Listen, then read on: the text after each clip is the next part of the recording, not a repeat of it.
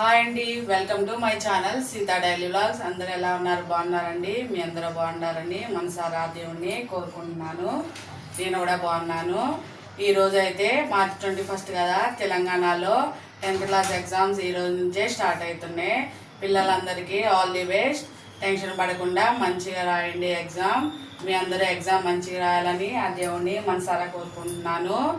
అయితే తల్లిదండ్రులు ఈ 4 రోజులు కొంచెం పిల్లలకి సపోర్ట్గా ఉండి వాళ్ళ ఎగ్జామ్ మంచిగా రాయాలని మనసారా కోరుకుంటున్నాను.